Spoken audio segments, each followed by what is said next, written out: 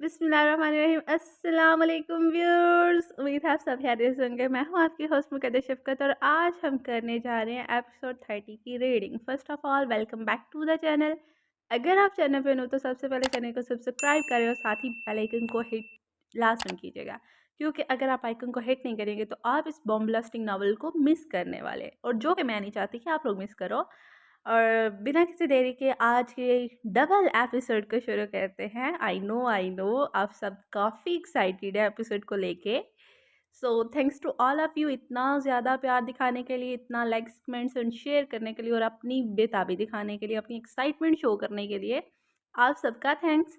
तो शुरू करते हैं आज की एपिसोड को। नावल नेम कल्बे-ज़र अज़ कलम, Amy writes Urdu novels archive. शुरू करते हैं आज की एपिसोड को। उफ़! इन सब के जानते ही ईमान ने एकदम से कंफर्टर हटाया था। हल्की सी रोशनी में भी इसे उमर का सुर्ख पड़ता चेहरा साफ दिखाई दिया था। वो दोनों अब मोहब्बत भरी नज़रों से एक दूसरे को ही देख रहे थे। उमर तो वैसे ही लेटा बड़े मान से ईमान को देख रहा था, जबकि ईमान तो इसके लेटना का अंदाज देखकर बेसाख्ता हंसने लगी थी, जो इसके पेट की साइड में मुंह छुपाए किसी छोटे बच्चे की तरह इसकी टांगों के नीचे अपने टांगे समेटे बाजू इसके पेट के गिर्द लपेटे सूंघड़ के लेटा था। इसे बेतकल्फी से हंसता देख उमर एकदम से उठता, इसकी थोड़ी पे लब रखता पीछे हटाता, जबकि इसके ऐसा करने पर ईमान की खिलखिलाती बांछें सिमटी थी। वो हल्की से घूरकर उमर को देखने लगी। उमर आराम से कहनी के बल उठ बैठा था। बैठते साथ ही इसने हल्का सा थप्पड़ ईमान के गाल पर जड़ा तो वो मुंह खोलकर नाराजगी से उमर को देखने लगी। मारा क्यों? ईमान ने बच्चों की तरह आंखें पिटपिटाते पूछा था, हालांकि थप्पड़ प्यार भरा ही था। तुमने क्यों मारा था मुझे? उमर ने भी मुकाबले पर आते आईब्रोज केटते जवाबन पूछा। आप जानबूझकर मुझे तंग कर रहे थे इसीलिए मारा था। अब आप बताएं आपने क्यों मारा? ईमान हाथ बांधते उमर को देखते बोली थी, क्योंकि तुमने मुझे मारा था। हाँ, तो आपने बदला लिया मुझसे। ईमान का मुंह खुला था उमर की बात पर। जी बिल्कुल, मैं उधार नहीं रखता। उमर ने हाथ की मुट्ठी बनाते इस पर चेहरा जमाते कहा था। वो चौकड़ी मारे ईमान के सामने बैठे इसे पूरे हक से देख रहा था। आपने ज़्यादा ज़ोर से मारा है, मैंने आराम से मारा था। ईमान ने आंखों में नाराज़गी लिए शिकवा किया। ज़ाहिर है मर्दाना हाथ था, इतना तो फ़र्क पड़ ही जाता है। क्या बेनियाजी थी अंदाज में। फिर मैं आपको दोबारा मारूंगी। ईमान ने बदला लेने वाले अंदाज में उमर को देखा। हाथ तो लगा के दिखाओ मुझे तुम। उमर ने जानबूझकर लहजा सख्त किया। वरना क्या करेंगे आप? हाँ, ईमान तो सच में संजीदा होते लड़ने को तैयार हो गई थी। करना क्या है बेगम? इन हाथों को चूम लूंगा। उमर ने भारी आवाज़ में कहते ईमान को दोनों हथेलियां पकड़ते अपने लबों से लगाई थी, तो ईमान को अपने पेट में मीठा सा दर्द उठता महसूस हुआ था। वो बेसाख्ता उमर की जानिब झुकी थी। इसका नम सा लम्स में अपनी हथेलियों पर पड़ते ईमान के मसाम खुले थे। उमर ने कस कर इसे अपने सीने से लगाया तो ईमान करा के रह गई थी। आप जाएं अब। ईमान ने फिर से वही बात दोहराई जिससे उमर चिढ़ रहा था। अब तो बिल्कुल भी नहीं जाऊंगा, कर लो जो करना है। उमर ने इसके गाल शिद्दत से चूमते कहा था, जबकि वो अभी भी उमर के सीने से लगी थी। आपने मेरी तारीफ नहीं की, कैसी लग रही थी मैं फंक्शन में? ईमान ने अपनी भेजी गई तस्वीरों का रिव्यू लेना चाहा। बस ठीक ही लग रही थी। उमर ने इतना कहते अपनी मुस्कुराहट दांतों तले दबाई थी। मतलब क्या है आपकी इस बात का? ईमान तो तिलमिला ही गई थी। अपने आप उमर की गिरफ्त से छुड़वाना चाहा मगर नाकाम रही। मुझे ना पागल समझने की ज़रूरत नहीं। अच्छा जी, अगर प्यारी ना लग रही होती तो आप यूँ दौड़े ना चले आते। ईमान ने खुद को मानो तसल्ली दी थी। मैं तुम्हारा हुस्न देख कर तो नहीं आया, इतने भी कमज़ोर असाब का नहीं है मेरे। उमर ने सादा से लहजे में कहते ईमान की बेचैनी मज़ीद बढ़ाई थी। तो फिर? ईमान ने चेहरा उमर के कंधे से उठाते गर्दन पीछे करते इसको सवालिया नज़रों से देखते पूछा था। इसकी आंखों में उमर को हैरत साफ दिखाई दी थी। उमर ने खामोशी से बिना जवाब दिए इसकी दोनों आंखें नरमी से चूमी थी। ये क्या था? सही से जवाब दे, बहलाए ना मुझे। उमर के इस अंदाज पर ईमान जिच होते हुए बोली थी। बात यह है कि बड़े से बड़े मेकअप आर्टिस्ट और माहिर फोटोग्राफर भी तुम्हारे इस मुस्कुराते चेहरे के पीछे छुपी बेचैनी को मुझसे छुपा नहीं पाए। तुम्हारी इन आंखों ने मुझे बताया कि तुम्हें मेरी ज़रूरत है। तुम्हारी ये दो दैन मुझे तलाश रहे हैं। सच सच बताना, दिल चाह रहा था ना मुझसे मिलने को? उमर ने ईमान की आंखों में आंखें गाड़ते पूछा, जबकि ईमान को तो एक पल को लगा था इसका शोहर कोई नजूमी है। किसी ने भी इसे देखते वो महसूस नहीं किया था जो उमर इसकी तस्वीर देखकर महसूस कर गया था। ऐसा कुछ नहीं है। ईमान ने नजरें चुराई थी। तो फिर रोना किस बात पर आया? ईमान ने शरारत से ईमान को देखा। क्यों बताऊँ? अब मैं भी नहीं बोलूँगी, जब आप मुझसे अपनी दिली कैफ़ियत शेयर नहीं कर सकते तो मैं क्यों बताऊँ आपको? ईमान ने नाराज़गी दिखाई थी। और मैंने इसके फूले चेहरे को देखते एक गहरी साँस भरी थी। इसे बीजान की कही बात याद आई थी। बेटा, मोहब्बत इज़हार माँगती है, मगर बीजान इज़हार से ज़्यादा अमल ज़रूरी होता है। नहीं बेटा, अमल से ज़्यादा ज़रूरी इज़हार होता है। इंसान हमेशा से मोहब्बत की गवाही माँगता रहा। इसलिए जिससे मोहब्बत करो इसे बताओ कि आपको इससे किस कदर मोहब्बत है। एक बार का इज़हार तो लाज़िम है। मगर बेजान क्या इसे मेरे रवैये से, मेरी फ़िक्र से महसूस नहीं होगा कि मुझे इससे मोहब्बत है? होगा, लेकिन बेटा रूह की तस्कीन के लिए इज़हार ज़रूरी है। तुम लाख इसका ख़याल रखो, इसकी सारी ज़िम्मेदारियाँ पूरी करो, यहाँ तक कि इसका दिली हाल भी जान जाओ। मगर जब तक औरत को अपने अल्फाज़ से यकीन नहीं दिलाओगे कि तुम इसे चाहते हो, इसे तुम्हारा किया हर अमल वाज़िया दिखाई नहीं देगा। आप अपनी बीवी के लिए कुछ भी ना करो, मगर इज़हार ज़रूर करो ताकि इसे यकीन हो कि वो एक ही आपकी ज़िंदगी में। जब तक आप अपनी बीवी को यकीन नहीं दिलाओगे कि वो आपकी चाहत है, फ़कत वही है आपकी ज़िंदगी में, तब तक वो आपके किसी अमल को महसूस नहीं कर पाएगी। हवा आप इसके लिए जान ही दे दो। मोहब्बत की पहली शर्त इज़हार है। इसे बताओ बेटा कि तुम इसे चाहते हो और किस कदर चाहते हो। इसे बताओ कि इसे देखकर तुम क्या महसूस करते हो। इसे यकीन दिलाओ कि वो वही है जो आपके दिल पर काबिज़ है। मैं खुद एक औरत हूँ, बेहतर जानती हूँ औरत क्या चाहती है। समझ रही हो ना? बेजान ने उमर के बालों में हाथ चलाते कहा था, जो इनकी गोद में सर रखे गहरी सोच में डूबा था। मगर बेजान, मुझे नहीं लगता मैं ये सब कर पाऊँगा। आप जानती हैं मेरे मिज़ाज को, मुझे ये आई लव यू वग़ैरह कहना सब चीप लगता है। इसकी बात पर बेजान का कहका बसाता हुआ था। मैंने हैरत से इन्हें देखा था। और आपसे किसने कहा कि मोहब्बत का इज़हार सिर्फ़ एक लफ़्ज़ आई लव यू का ही मोहताज है? तो फिर? उमर पुरतजस्सुस सा हुआ था इसके नज़दीक, तो जिससे मोहब्बत है इसे आई लव यू कहना होता है। इसे बताओ अगर वो तुम्हें एक दिन दिखाई ना दे तो तुम्हारा क्या हाल होता है? इसे बताओ कि दूसरी लड़कियों में और इसमें क्या फ़र्क है? इसे बताओ कि इसकी मौजूदगी में तुम कैसा महसूस करते हो? इसे बताओ कि वो कैसे हुलिये में तुम्हें ज़्यादा प्यारी लगती है? इसे ये बताओ कि इसकी कौन-सी आदत तुम्हारे दिल को छू लेती है? और इसे ये बताओ कि वो तुम्हारे दिल में किस मुकाम पर है? वो किस कदर ख़ास है तुम्हारे लिए? ये सब इज़हार मोहब्बत में आता है बेटा। उससे पूछो इसे, इसी के मतलब क्या सोचती हो, क्या चाहती हो, वो सब इसे बताओ। ये इज़हार है। फ़कत ये लफ़्ज़ कह देने से कि मुझे तुमसे मोहब्बत है, मोहब्बत का मतलब आसान नहीं होता जब तक मोहब्बत के तकाज़े पूरे ना किए जाएँ। जो अमल इसके लिए करके तुम सोचते हो कि इसे तुम्हारे प्यार की शिद्दत का अंदाज़ा हो चुका होगा कि तुम इसे चाहते हो, सोचो नहीं बल्कि अमल के साथ इसे बता भी दो कि ये सब इसकी मोहब्बत में हो रहा है। वो कितनी ख़ास है तुम्हारे लिए, इस बात की वज़ाहत तुम्हारे अल्फाज़ करेंगे और महर तुम्हारे अमाल लगाएँगे। इज़हार और अमाल दोनों लाज़िम मलज़ूम हैं, तो उन दोनों के बगैर मोहब्बत मुमकिन नहीं होती। उमर भी जान की बात अब सही से समझ चुका था। इस ईमान को देखकर अंदाज़ा हो गया था कि बिना इज़हार के वो इसके लिए किसी अमल को वाज़िया नहीं पहचान पाएगी। वो इसके लिए यहाँ तक आया था और कैसे आया था ये भी ईमान जानती थी। वो इसके ज़ख्मों का मरहम था ये भी ईमान जानती थी। मगर इस सब के बावजूद वो इसके इज़हार की मुंतज़िर थी। ईमान के बालों में हाथ चलाते से महसूस हुआ था कि वो हर पल ईमान की दिली कैफ़ियत जानने का शौकीन था। अभी भी तो खुद इसने ईमान से पूछा कि वो इसे याद कर रही थी? हालाँकि इसके हर अमल से उमर जान चुका था कि वो इसको मिस कर रही थी, पर फिर भी वो इसके मुँह से सुनना चाहता था और इस बार वो नहीं बोली, तो उमर की बेचैनी कम होने की बजाय बढ़ी थी। ऐसे ही तो ईमान भी बेचैन थी, इसे उमर की नज़रों में अपने लिए दिखती मोहब्बत का इज़हार सुना था।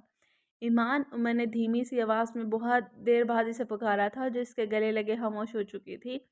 हुँ, ईमान ने बिना हिले हुनका भरा था। मेरे ख़्याल में मुझे अब जाना चाहिए। उमर ने ठह-ठह कर कहा, क्यों? ईमान एकदम से पीछे हटी थी, इसकी आँखों में ये एकदम से बेचैनी उतरी थी। क्योंकि बहुत रात हो चुकी है, तुम भी थक चुकी हो, रेस्ट करो। उमर ने ईमान के गाल सहलाते कहा था, पर आपने भी तो कहा था कि आप रात यहीं रुकेंगे। ईमान की आंखों में नमी उतरी थी। कैसे रुक सकता हूँ मैं यहाँ? तुम्हारी दोस्त भी तो है ना, वो कहाँ जाएगी अगर मैं यहाँ रुक गया तो? वैसे भी मुझे कुछ ज़रूरी काम है जो निपटाने हैं। कुछ दिनों की तो बात है, फिर तुम मेरे पास आ जाओगी। उमर इसकी नाक से अपनी नाक रगड़ते प्यार से तसल्ली देते कहा था। ईमान का चेहरा एकदम से बुझ गया था। तुम उदास हो रही हो? उमर ने ईमान को जवाब देते ना देते देख पूछा था।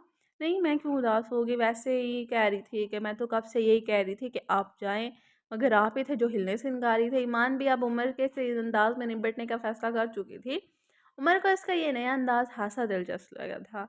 यानी कि बेगम साहिबा अब मेरे ही अंदाज़ में मुझसे पेश आएँगी, ये भी ठीक है। उमर ने इसे देखते दिल में सोचा था, जो लापरवाही से देख रही थी। ओके, मैं चलता हूँ, फिर अपना ख़्याल रखना। उमर एकदम से उठ खड़ा हुआ था।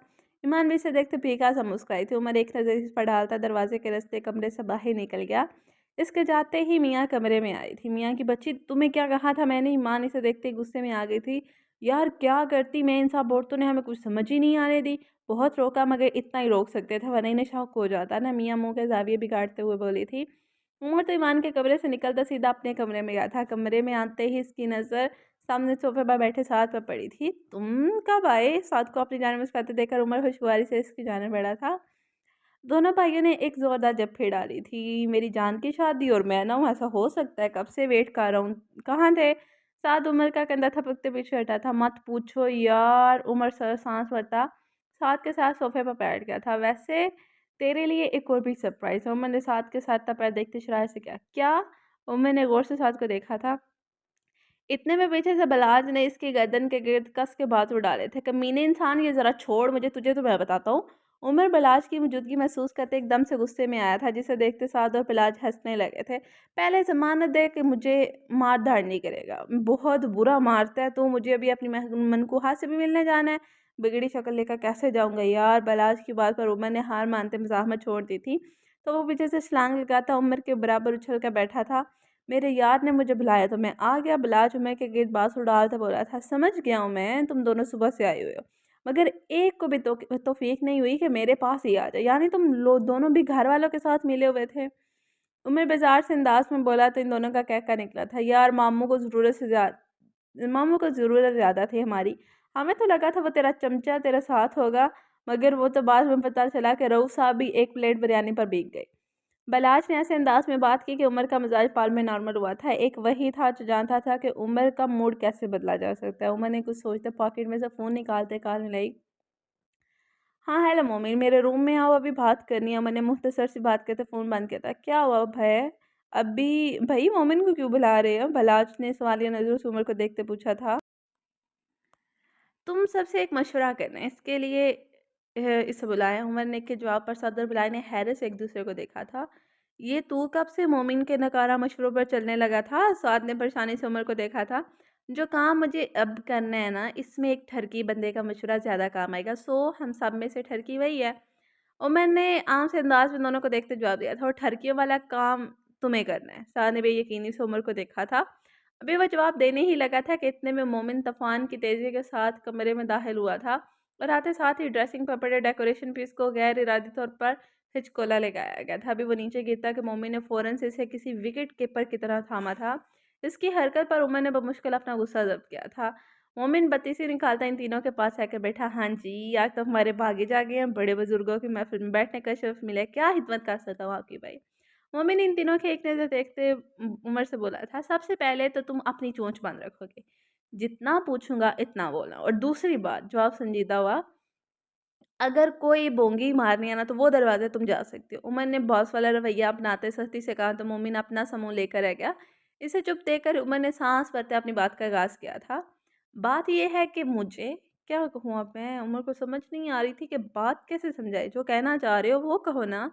साद ने उमर की बेचैनी को देखते कहा था, यार मोमिन, वो इसे क्या कहते हैं जो तुम हर दूसरी लड़की को करते हो? मैंने यादाश्त पर जोर देते सोचा, मगर वो लफ्ज़ याद ना आया तो मोमिन से पूछ लिया। फ्लर्ट, मोमी ने किसी लाइक तालिब इल्म की तरह पूरे एतमाद अंदाज में जवाब दिया था। बात भी दुरुस्त थी, मोमिन तो हर लड़की से फ्लर्ट ही करता था। नहीं, वो जो शादी से पहले करते हैं। और मैंने इसके जवाब को रद्द करते एक और क्लू दिया था, गंदी बात है। मोमिन बड़े आराम से जवाब दिया था, जबकि उमर का चेहरा तो इसके जवाब पर गुस्से से सुर पड़ा था। एक दूंगा उल्टे हाथ कि तुम्हारे मुंह पर गंदे अंडे। बेशरम इंसान, ये तेरे जैसा बंदा ही कर सकता है। मैंने दांत पीसते गुस्से ठुकरा कर कहा था। अबे तो बिलाल इसे पकड़ा था, वरना मोमिन की धुलाई यकीनी हो चुकी होती। भाई आंडे नहीं, अंडे होता है। और क्या फ़ायदा इतना पढ़ा लिखे होने का अगर आपको ये नहीं पता कि शादी से पहले क्या करते हैं? मोमिन सहमे से अंदाज में बोला था, तेरी ज़ुबान क्यों नहीं रुकती? मार क्यों खाने को तैयार रहता है? बिलाल ने इसे आंखें दिखाते डांटा तो वो मुंह बसोर कर चुप हो गया। जबकि उमर तो इसे भुलाकर पछताया था। तुम बताओ साथ, तुम्हारी तो शादी भी हो चुकी है, शादी से पहले क्या करते हैं? उमर ने आपके बार साह से पूछा था, शायद वही मुश्किल आसान कर देता। इस्तिखारा, साद ने सीधा सा जवाब दिया था, हैं? बिलाल ने ना सब्जी से इसे देखा था। उमर के भी कुछ ऐसे ही हालात थे, जबकि मोमिन तो साद की बात पर माथा पीट कर रह गया था। मतलब यार, हमारी अरेंज मैरिज थी ना, तो शादी से पहले मैंने तो सिर्फ इस्तिहारा ही किया था, बाकी जो भी हुआ वो शादी के बाद ही हुआ। साद ने झिझकते कहा। तो मैंने अपना सर हाथों में थामा था कि इन लोगों में फंस गया था वो। यार इन दोनों को छोड़ो, मैं बताता हूँ। बिलाश ने उमर का बाजू थामते से तसल्ली दी थी। जी आप फरमाई, उमर ने कड़े तेवरों से देखते कहते। इसे यकीन था वो भी कोई शोशा ही छोड़ता। देखो, शादी से पहले ना लिटिल बिट रोमांस होता है, और थोड़ा सा प्यार भी होता है, कुछ अलग सा ही एहसास होता है। जिसम कप कपा उठता है, जज्बात बढ़ जाती हैं, और फिर जब वो आपके सामने से गुजरती है तो ऐसा लगता है कि एकदम से जैसे पंखा चल पड़ा, ठंडी हवा से बाल उड़ने लगे, और फिर बिजली एकदम से महंगी हो जाए और मैं उठकर पंखा बंद कर दूं। मोमिन बिलाज को देखते तंजिया बोला था, जो अपने निकाह के तजर्बे से हासिल शुदा कैफियत समझा रहा था। उमर का तो दिल चाह रहा था इन सबको रगड़ा लगा डाले, जो फजूल से इसका वक्त बर्बाद कर रहे थे। देखें भाई, मेरी बात सुने ना। मोमी ने उमर को देखते संजीदा से अंदाज में हाथ किया, तो उमर बेजारी से उसे देखने लगा। मैं बताता हूँ आपको, वही बलाज भाई के बस की बात नहीं है, ये सिर्फ निकाह फाइड है, और ना ही साद भाई आपको बता सकते हैं, क्योंकि इनकी शादी ही इस्तिहारे से हुई थी।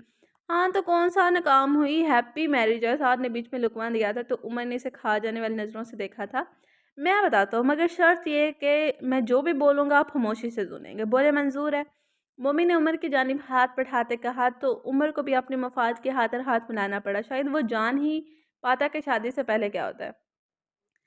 अच्छा, सबसे पहले लड़की ढूंढते हैं जो आपके पास है, फिर इसे पटाते हैं, मगर यहाँ उल्ट हुआ है। आपको भाभी पटा चुकी हैं, फिर मंगनी होती है, जैसे हमारे खानदान वाले मानते ही नहीं है। फिर न होगा निकाह, निकाह हो जाता है अक्सर लोगों का, जैसे बिलाज भाई का, और फिर इसके बाद बातचीत शुरू होती है। ऐसे में कुछ लोग भलाज भाई जैसे होते हैं, शरीफ से मिस्कीन से, जिनकी पेश नहीं जाती अपनी मनकूहा तक, और कुछ मेरे जैसे भी हो सकते हैं जो निकाह को सर्टिफिकेट समझ लेते हैं।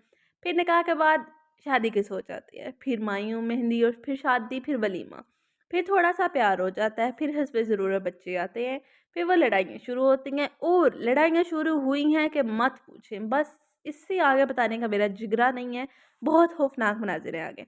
मोमी ने बात का एहतमाम करते गहरे सांस भरे थे, जबकि उमर कन्फ्यूज है इसे देख रहा था। क्या इंसान में से आप वाला अभी भी नहीं मिला?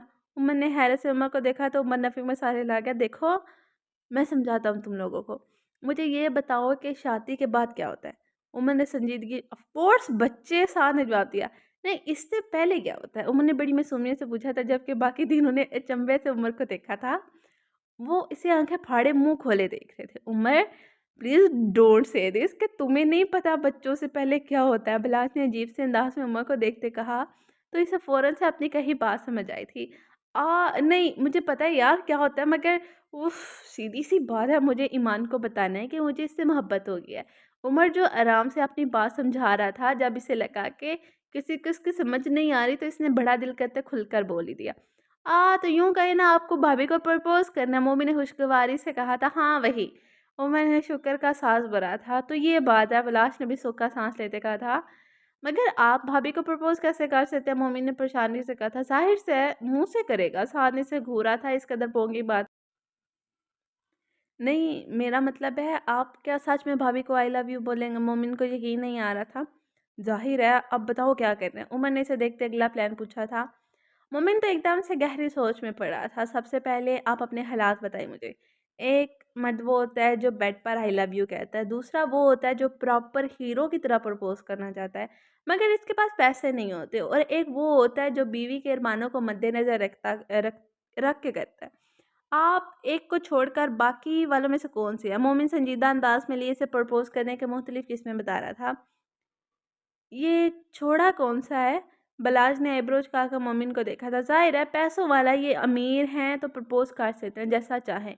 मोमिन ने सादगी से जवाब दिया था। तो छोड़ क्यों रहा है? इसकी जगह कंजूसी डाल दे। साद की जगह साद की आम से लहजे में कही बात पर मोमिन और बिलाल दोनों ने बेसाता हँस रहे थे, जबकि उमर का तो चेहरा ही उतर गया था। नहीं भाई, अब हमारे भाईजान कंजूस नहीं रहे। मोमिन ने हँसते बात की नफ़ी की थी। तुम लोग मेरा मसला हल करो पहले, उमर ज़िद होते बोला था, जो इतनी देर से किसी भी ठिकाने पर नहीं पहुंच पा रहा था। हाँ करते हैं करते हैं, पहले आप मुझे बताएं ना कौन सा वाला करना है प्रपोज। यार मोमिन, मुझे नहीं पता, बस प्रपोज करवा दो जैसे भी होते हैं। उमर ने सत्य से लहजे में कहा था। इसके बाद बबलाज दांत निकाल कर हंसा तो उमर ने इसे गौर से देखा था। उमर की घुरी पर वो फौरन से हंसी रोकता होठों पर उंगली रह गया था, मतलब साफ था कि अब नहीं हंसेगा। भाई फिर ऐसा करते हैं, भाभी से ही पूछ लेते हैं। मोमिन ने उसका कर बोला तो उमर ने फौरन से इनकार किया था। जा बे नालायक, अब इसे जाकर ये पूछेगा कि तुम्हें प्रपोज करना है, कैसे करूं? साद मोमिन की बात पर हफ्की से इसे देखते डांटा था। नहीं ब्रो, आपने मुझे डांटना बंद करे, ज्यादा ही हल्के में ले रखा है। बस आप लोग मुझ पर छोड़ दें, ये आप शरीफों के बस की बात ही नहीं है। मैं करता हूँ कुछ। मोमिन सतह से लहजे में कहता फ़ोन निकाल चुका था। इसने देखते ही देखते हानि को कॉल मिलाई थी। हेलो। हानि के बोलने पर मोमिन ने कॉल स्पीकर पर डाली थी। हानि की आवाज़ सुनते बलाज का दिल एकदम से उछला था, जिसे फ़ौरन से संभालते वो नॉर्मल हुआ था। हाँ हानि, कहाँ हो? मोमिन संजीदगी से बोला। क्यों? यार ज़रूरी बात करनी है, बोल ना कहाँ पे है? मोमिन ने बेजार सा होते हुए कहा था। मैं जानता था कि हानि अब बात की जिरा करेगी। भाभी के पास? ओके, ऐसा करो, तुम जरमीना और क्या नाम है वो अफ्रीकन हथनी, तीनों कमरे से बाहर जाओ, ज़रूरी बात करनी है। मोमिन की बात पर जहाँ हानि सोच में पड़ी थी, वही उमर, बलाज और साद को भी समझ नहीं आई थी। वो अजीब से अंदाज में मोमिन को देखने लगे थे। भाई ये अफ्रीकन हथनी कौन है? हानि ने हैरत से पूछा था। वो जो भाभी की दोस्त है, इसकी बात कर रहा हूँ। मोमिन के इंकशाफ पर जहाँ हानि का मुंह खड़ा था, वहीं उमर ने इसे गुस्से से घूरा था, मगर अभी इसे मोमिन की ज़रूरत थी, इसलिए गुस्सा जब्त कर गया था। ओह अच्छा, हैरियत तो है ना? अलग क्यों? हानि के एक और सवाल पूछने पर मोमिन ने सबर का घूंट भरते उमर को इल्तिजाइया देखते हाथ से बोलने का इशारा किया था। हानि बच्चे, हमें तुम लोगों से बात करनी है, ज़रा साइड पे जाओ तुम तीनों। उमर के बोलते ही हानि फौरन से ओके भाई कर गई थी। मोमिन ने तो शुक्र का सांस भरा था, ज़्यादा दमा नहीं खाना पड़ा। थोड़ी देर के म्यूट के बाद हानि की आवाज़ दोबारा स्पीकर पर गूंजी थी। जी भाई, हम तीनों लॉन में आ चुकी हैं, कहें? हानि ने पुरतजस्सुस आवाज़ में कहा था। हाँ हानि, मेरी बात तुम तीनों गौर से अब सुनो। मोमिन ने इन्हें हातिफ किया था। ओके बोले, हम सुन रहे हैं। वो यकजुबान बोली थी सिवाय मियाँ के, जो मोमिन की आवाज़ सुनते ही बेजार से नजरें घुमा गई थी।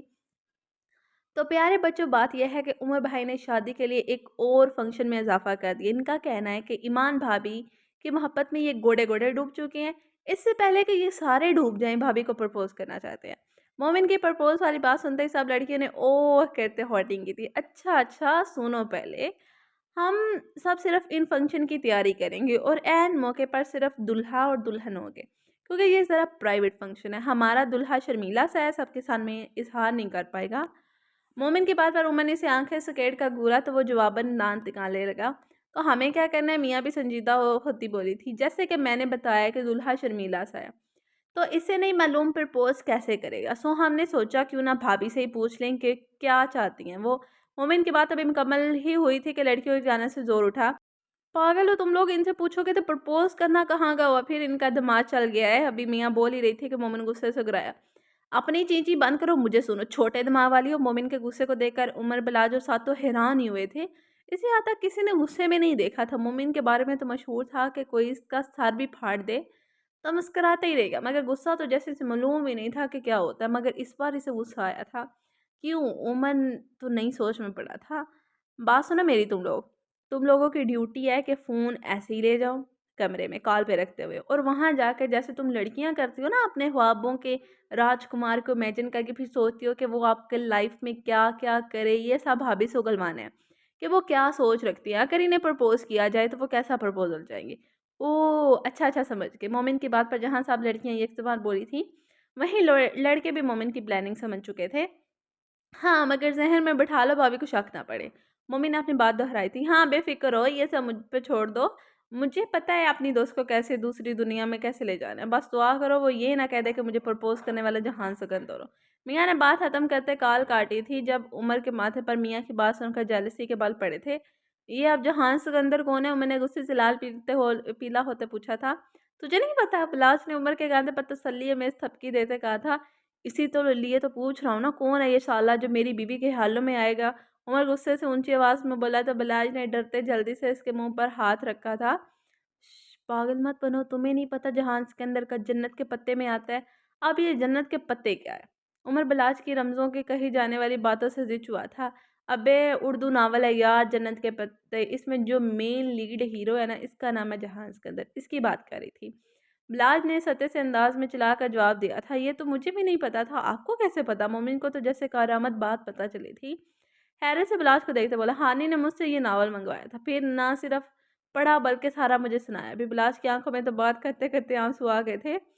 तो रो क्यों रहा है? शाह ने ताज्जुब से बिलाज को देखते पूछा, जब मैं मुश्किल खुद पर ज़ब्त करते बोला था, क्योंकि मेरी मनकूहा मुझसे मेरी बातें करने से ज़्यादा मुझे इसकी बातें बताती है। तकरीबन हर कॉल में इसका ज़िक्र होता है। अगर मैडम को कोई डिमांड भी हो या फ्यूचर प्लान भी, तो उम्मीद है जहाँ सिकंदर जैसी मुझसे लगा रखी हैं। इतनी बार समझाया है, हनी मैं बिलाज हूँ तुम्हारा हकीकी शोहर, जहाँ सिकंदर जैसा कोई नहीं है, मगर नहीं, इसे मेरे रूप में जहान सिकंदर चाहिए। बला तो जैसे फाटी पड़ा था, जहान सिकंदर के खिलाफ वीला करने का मौका मिल गया था। ये मिलेगा कहाँ पे? इसका बंदोबस्त तो मैं करता हूँ। उमर आंखों में इश्तियाल लिए बोला तो बाकी सब ने अपना माथा पीटा था। मेरे भाई, यही तो मसला है कि ये कहीं पे मिलता नहीं है। अगर मिल जाता तो हानि के हवाले करके मैं अपनी जान बख्शी करवा लेता। बिलाज बेबसी से सोफे पर टेक लगाता बोला था, जबकि उमर को तो नई फिक्र लाहक हो गई थी। कहाँ चले गए थे तुम लोग? एनम ने हैरत से इन तीनों को कमरे से आते देखकर पूछा था। हम लोग बस किचन तक गई थी, देखे बिरयानी लाई है, सोचा रात काफ़ी हो गया, मिलकर खाते हैं, मज़ा आएगा। हानी बिरयानी का बड़ा ट्रे ईमान और अनम के सामने लहरा कर बोली थी। ये मशवरा भी ज़मीना ने दिया था, अगर खाली हाथ अंदर जाती तो यकीनन फंस जाती। हाँ लाओ इधर, कसम से बहुत भूख लगी है मुझे, तो फंक्शन में तो कुछ खाया ही नहीं गया मुझसे। ईमान ने मुंह बसोड़ते कहा तो अनम इसे देखकर मुस्कुराई थी, जबकि मियाँ के हाथ में पकड़ा फ़ोन दूसरी जानब अब लाइन पर था। वो पहुंचे, बेड पर बैठे दरमियान में बिरयानी का बड़ा सा ट्रे रखे मज़े से बिरयानी खाने लगे थे। आराम से खाओ, कोई पीछे थोड़ी लग गया। मियाँ ने ईमान को बड़े बड़े नवाले लगाते देखकर टोका था। भूख लग गया सत वाली ना, सुबह नाश्ता कर पाई थी और ना ही शाम को कुछ खाया है, अब शदीद भूख लग गया ना मुझे, ना काबिल बर्दाश्त। ईमान बिरयानी में भरे मुंह से बमुश्किल बोली थी। कोई बात नहीं, ऐसा हो जाता है जब अपनी शादी होती है ना, तो इंसान वाकई से स्ट्रेस में आ जाता है, कुछ समझ नहीं आता ना। ना खाया जाता है ना सोया जाता है, और तुम्हारे तो अभी सारे फंक्शंस बाकी हैं ना, मुस्कुरा कर बोली थी। फंक्शन से याद आई, ईमान भाभी तुम्हारा अपनी शादी को लेकर कैसा हुआ? आप थी जर्मीना मौका पर चौका लगाते बोली थी, जबकि दूसरी जाने मोमिन ने इसे मुंह में बड़बड़ाते दाती तहसीन पेश की थी। बाकी सब भी फिर तजस्सुस से ईमान के जवाब सुनने के लिए तैयार हो गए थे। ज़मीना के पूछे गए सवाल पर ईमान धीमा सा मुस्काई थी। कुछ खास नहीं, ईमान मुख्तसर सा जवाब देती फिर से बिरयानी खाने लग गई थी। ये क्या था? उमर बिलाज को देखकर बड़बड़ाया तो इसने उमर के कंधे पर हाथ रहते तसल्ली दी थी, जैसे कहा हो अभी बता देती है, इंतज़ार करो। लो, पहले तो बड़े ख्वाब थे, मैं अपनी शादी पर ये करूँगी, वो करूँगी, मुझे जहान सिकंदर जैसा बंदा चाहिए, फ़लाँ फ़लाँ।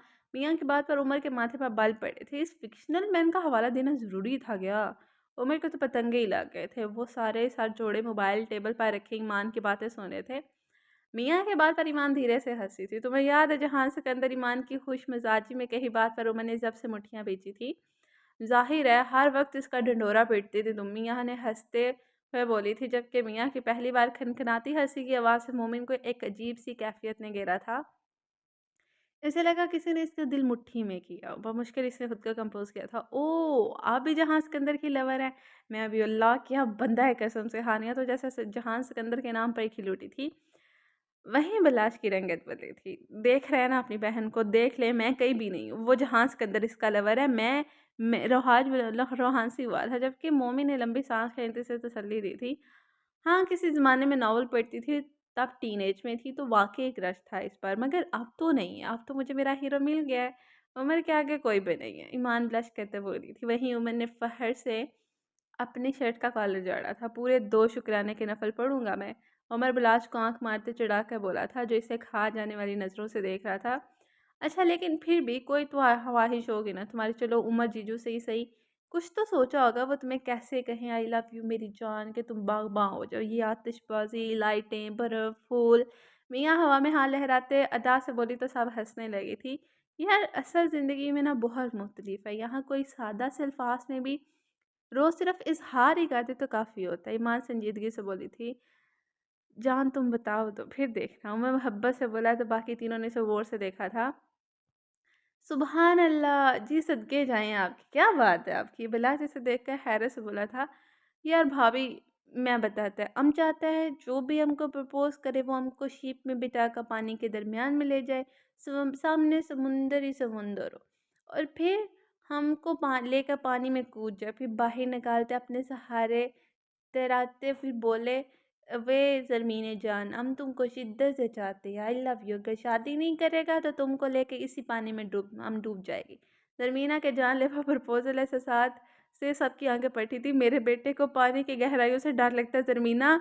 अनम शरारती सा मुस्कुराते ज़रमीना को बहुत कुछ समझा गई थी। ज़रमीना की तो आंखें ही पड़ गई थी अनम की बात पर। जबकि सब हँसने लगे थे। मुझे कोई जानलेवा शौक नहीं है, ईमान हँसते हुए बोली थी। तो फिर हानि तो जैसे-जैसे मुझसे बोली तो बिरयानी को तो सबको भूल ही गए थे। मैं कभी सोचा करती थी, अब नहीं क्योंकि रियल में ऐसा कहाँ होता है, बट कभी मैं सोचा करती थी कि मेरा हीरो मुझे सुर्ख फूलों से प्रपोज़ करे। मतलब खुली सी जगह हो, हर तरफ फूल ही महकते गुलाब हो कि और इनके दरमियान लाइटिंग भी हो और 14वीं का चाँद, ओह! सबसे बड़ी ख्वाहिश थी मेरी, माना अपनी बात पर हँसी थी। जबकि बाकी सबके जहाँ इसकी इमेजिनेशन सुनकर खिल रहे थे, चाँद वाली फ़रमाइश पर पीके पड़े थे। इस्लामी डेट क्या है आज? उमर ने परेशानी से बिलाज को देखा तो साथ ने फ़ौरन से फ़ोन खोलते डेट देखी थी। ओह! तुम्हारी लाख उम्र यार, आज 13 है। साथ तो हैरत से गंग मुँह खोले बोला था, यानी कल वाक़ई चौ 14 है।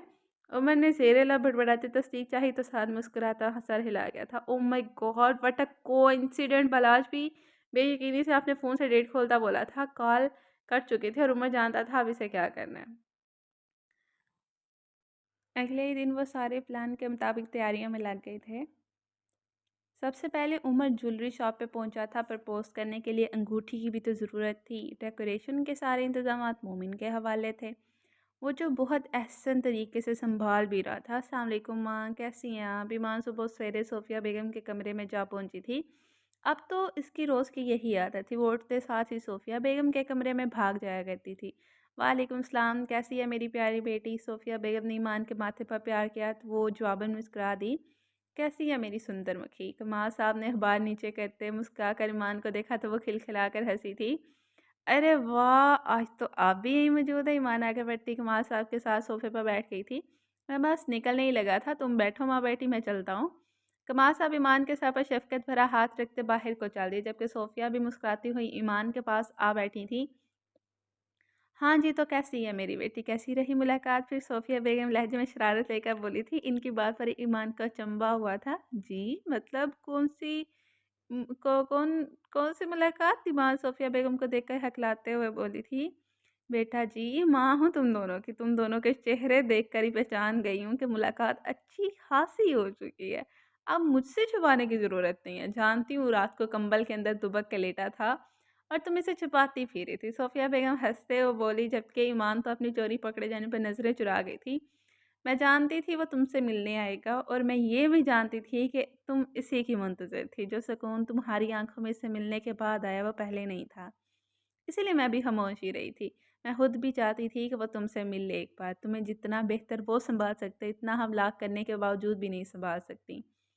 सोफ़िया बेगम ईमान के सर पर प्यार से हाथ रखकर बोली तो वो भी नम आँखों से इन्हें देखती मुस्कुरा दी थी। आ गई तुम, गिफ्ट ले लिया? बिलाश ने उमा को कमरे में दाखिल होते देखकर पूछा था। हाँ, ले लिया है। भाई आपका सीक्रेट रेडी है। मोमिन भी कॉपी पेंसिल समेत सोफ़े प से उठता इसकी जानिब आया था। कौन-सा स्क्रिप्ट है? मैंने उमर ने इसे हैरत से देखा था। ज़ाहिर है अब सारा कुछ मैं सँभालूँ तो रोमांटिक लाइन भी तो मुझे ही लिख कर देनी थी ना। आपसे तो मुझे ज़रा बराबर भी उम्मीद नहीं है कि ये याद कर लें। और मोमिन उमर के हाथ में पर्ची थमाता इतरा कर बोला था जैसे इसे साफ बात ना हो। मैं पर्ची नहीं पढ़ूँगा, जो मेरे दिल में है मैं वो बोलूँगा इससे। उमर ने भी पूरे तमादी से पर्ची रद्द करते जवाब दिया था। हाँ, फिर समझे हो गया काम आपका। मोमिन उमर को देखकर भरपूर हँसा था। जो भी है मेरा दिल जो चाहेगा वो बोलूँगा, ये पर्ची नहीं याद करनी मुझे। बाकी बताओ कैसे करते हैं प्रपोज़? उमर पर्ची मोमिन के हाथ में वापस थमाता बोला, ठीक है, अगर तहरीर अपनी तरफ से है तो पीछे रह जाता है तरीक़ाकार। इससे मैं इसमें से भी डेकोरेशन मैंने सँभाल रखी है, तो पीछे वजह प्रपोज़ करने का तरीका। सबसे पहले आप एक घुटने पर बैठना सीखें। मोमिन हाथ बाँधता किसी उस्ताद की तरह बोला था। क्या मतलब है घुटने पर बैठ के प्रपोज़ करना ज़रूरी है? उमर तो एकदम से परेशान हुआ था, बहुत ज़्यादा। बलाच ने भी मोमिन का साथ देते कहा था, यार खड़े होकर ही कर लूँगा ना, बैठा नहीं जाता ऐसा मुझसे। उमर ने मिन्नत भरे अंदाज़ में इन दोनों को देखते कहा था, देखें आपकी मर्ज़ी है, बाकी लड़की की ख्वाहिश आपको मालूम है। मोमिन इसे ईमान की रात वाली बात याद करवाता बोला तो उमर बेबसी से साँस भर के रह गया था। अच्छा बताओ आप कैसे बैठना है? उमर इन दोनों को देखते बोला था, एक घुटना ज़मीन पर रखें और एक हाथ हवा में बुलंद कर डालिए, लेकिन ऐसे, बिल्कुल ऐसे। मोमिन ने इसे बाकायदा बैठ कर दिखाया था। उमर भी इसके पोज़ को बड़े गौर से देखता इसी अंदाज़ में बैठा था। गुड, वाह भाई! आपको तो आता है, कर लेंगे, ये भी डन समझे। मोमिन उमर का परफेक्ट पोज़ देकर हाथ झाड़ते उठ खड़ा हुआ था। एक और बात, भाभी को ड्रेसिंग कैसे करवाएँगे? मम्मी ने फ़िक्र से कहा था, इसकी ज़रूरत नहीं है, वो इसी ड्रेस में ही ठीक है वरना इसे शक हो जाएगा। उमर संजीदगी से बोला, चलें आपकी मर्ज़ी, बाकी मैंने डेकोर करवा दी है, सारी चेक कर लें एक बार, मम्मी ने कहा तो उमर सारा साथ में हिलाता वार्डरोब की जानिब गया था। उमर वहाँ से अपना रात को पहनने के लिए ड्रेस निकालने लगा था। सारी तैयारियाँ मुकम्मल हो चुकी थी। उमर ने ईमान की ख्वाहिश के मुताबिक सारे इंतज़ामात कर लिए थे। वो खुद भी तैयार हो चुका था। अब सिर्फ़ ईमान को किसी तरीके रूफ़ टॉप पे पहुँचाना बाकी था। मेरा तो आज कमरे में दिल ही नहीं लग रहा, जब से ढोलक ख़त्म हुई है, बेचैनी-सी होने लगी है। हानि जानबूझकर बोली थी, हाँ, शायद आज घर वाली नहीं है घर पे इसीलिए। ज़रमीना ने भी बात की थी, इसे इत्फ़ाक़ किया था। घर वाले कहाँ हैं? ईमान जो किताब पढ़ने में मसरूफ़ थी, ज़रमीना की बात पर चौंकते बोली, गाँव गए हैं शादी के लिए, वहाँ मिठाइयाँ बाँटने। हानि ने जवाब दिया था। कौन-कौन गया? ईमान ने फिर से सवाल किया। सब बड़े गए हैं, साथ भाई-भाभी, बीजान, बीबी शरीमा, उमर भाई सब गए हैं। हानि ने इसे सबके नाम लेकर बताया था, मगर उमर का नाम इसने जानबूझकर डाला था ताकि इसे रूफ़ टॉप पर ले जाना आसान हो। बाकी कर्म तो वैसे ही कुदरत ने कर दिया था। ईमान हंकार भरती फिर से किताब पढ़ने में मगन हो गई थी। हानि ने आँखों से मियाँ को इशारा किया था, यार मुझे घर ही दिखा दो, जब से आई हूँ ऐसे ही पढ़ी हूँ। मियाँ नाराज़गी से बोली, हाँ तो देखो ना हानि को साथ ले जाओ। ईमान किताब पढ़ते-पढ़ते ही बोली थी। तुम देखो ना हानि को साथ ले जाओ। ईमान किताब पढ़ते-पढ़ते ही बोली थी, तुम अपना सारा घर देखा हुआ है? मियाँ ने जानबूझकर बात बढ़ाई। हाँ, सारे रूफ़टॉप के। ईमान ने लापरवाही से जवाब दिया था। क्या भाभी आपने रूफ़टॉप नहीं देखी हमारी? हानि को तो जैसे मौका मिल गया था, नहीं देखी है। ऊपर गई थी बट रुकी नहीं वहाँ, आपने रूफ़टॉप नहीं देखी, वो सादा तो नहीं है भाभी। हानि बात को बढ़ावा देते बोली, ऐसा क्या है वहाँ? मियाँ ने भी तजस्सुस दिखाया। क्या नहीं है वहाँ? उमर लाला ने तो इसे सजा के रखा है पूरा, ऐसा लगता है जैसे असल हो, असल ही हो ना? ज़रमीना भी दनाई से असल बात को ही रोल करते बोली थी, नहीं सादा सी थी, मैंने देखी है। ईमान ने इनकी बात की नफ़ी की थी। नहीं भाभी सादा नहीं है, आपने नहीं देखी। अल्लाह आप अभी उठे, हम आपको रूफ़टॉप दिखा कर लाती हैं। हानि झट से उठती ईमान की जानिब आई तो ईमान भी मारे तजस्सुस से आहिस्ता से कुछ सोचते उठ गई थी। अच्छा चलो देख लेते हैं, ऐसा भी क्या है? ईमान पुरतजस्सुस से बोली थी। ऐसे नहीं, थोड़ा-सा तैयार हो लो, दुल्हन हो आप, फिर बाहर चलेंगे। ज़रमीना ईमान का रास्ता रोकते बोली थी। पर ठीक तो हूँ ना, मैं तैयार क्यों होना है? कौन-सा घर से बाहर जा रहे हैं हम, किसने देखना है मुझे? ईमान अभी बोल ही रही थी कि उन्होंने इसे ज़बरदस्ती ड्रेसिंग मिरर के सामने ला खड़ा किया था। सबने आओ देखा ना ताओ, ईमान को कुछ समझ आने से पहले ही तैयार करने लगी थी। मियाँ ने हाथ में ब्रश लेते जल्दी से ईमान के बाल सीधे किए थे, जबकि ज़रमीना और हानि तो इसे हल्का हल्का मेकअप का टचअप देने लगी थी। क्या कह रही हो तुम लोग? क्या हो गया? पागल-वागल तो नहीं होगी? ईमान ज़िद होते बोली थी। चलो अब ठीक है। 1-2 मिनट में ही उन्होंने ईमान को मुकम्मल तौर पर फ्रेश कर दिया था। रुको, रुको, हानि ने इतना कहते ईमान पर परफ्यूम का स्प्रे किया था। चलो अब चलें। वो तीनों ईमान को घेरे में लेती आगे चल दी, जबकि ईमान तो इनके इस अजीब से रवैये से ही हैरत ज़दा होती सोच में पड़ गई थी। हम आ रहे हैं। मियाँ ने थोड़ा-सा साइड पर होने कान में लगे ब्लूटूथ में बोला तो अप्सरे गैंग को आवाज़ सुनाई दी थी। यहाँ तक कि रूफ़टॉप पर खड़े उमर ने भी मियाँ की आवाज़ सुनते जल्दी से खुद को सँभाला था। मोमिर और बिलाल तो रास्ते में ही छुप कर खड़े थे। हानि को ईमान का हाथ पकड़े ऊपर ले जाते देखकर इसने गुड का साइन दिखाया था। वो ईमान को बातों में उलझाती ऊपर ले आई थी। हानि ने आगे बढ़ते रूफ़टॉप का दरवाज़ा खोला, जो अभी-अभी मोमिन और बलाश बंद करते नीचे आए थे, जबकि उमर ऊपर ही मौजूद था। हानि दरवाज़ा खोलते थोड़ा झिझकी थी। ईमान मियाँ से बातें करती आगे-आगे थी। जैसे ही ईमान ने रूफ़टॉप पर कदम रखा, मियाँ ने इसे पीछे से ज़ोर से धक्का देकर आगे किया और इससे पहले ईमान संभल कर वापस मुड़ती, हानि ने जल्दी से अंदर से रूफ़टॉप की डोर की कुंडी लगा दी। अरे मियाँ हानि ये क्या बदतमीज़ी है? दरवाज़ा खोल। ईमान अंधेरे से डरती पीछे पड़ती ज़ोर-ज़ोर से दरवाज़ा पीटने लगी थी, मगर अंदर मौजूद लड़कियों ने तो जोश में एक-दूसरे के हाथ पर ताली मारी थी, तो वो ईमान को बुला सुन ही कब रही थी। दरवाज़ा खोलो, ईमान चिल्लाई थी। इसका चेहरा एकदम से गुस्से और परेशानी से लाल हो गया था। वो तो अपना दुपट्टा भी नीचे ही भूल आई थी। बिना किसी दुपट्टे के वो पीले जोड़े में मुलबूस बाल खोले मुसलसल दरवाज़ा खोली जा रही थी। Mission complete. मियाँ ने ब्लूटूथ में कनेक्टेड मोमी से कहा तो दोनों तरफ चेहरों पर मुस्कुराहट आई थी। ईमान दरवाज़ा बजाते-बजाते अपने पीछे की महसूस करते जम सी गई थी, मगर वो जैसे ही डरते-डरते पीछे मुड़ी, सामने का मंज़र देखकर इसकी आँखों से इस रोशनी से चमक उठी थी, जो पूरे रूफ़टॉप को मुनव्वर कर रही थी। ईमान साकत सी माहौल को समझने की कोशिश कर रही थी। चंद अरसा पहले आम सा दिखाई देता रूफ़टॉप इस वक़्त महारत से सजा हुआ था। पूरी ज़मीन गुलाब के फूलों से लाल पड़ी थी। हर तरफ लाइटिंग हो रखी थी। हवा के खुशगवार झोंके से गुलाब के फूलों की महक ईमान के नाक के नथनों से टकराई तो इसने बेसाख्ता साँस अंदर खींचकर इसे महसूस किया था। वो कन्फ्यूज़ सी एक गैर हकीकी नज़र आते मंज़र को देखी जा रही थी कि कई बार जबकि मंज़र बदला था।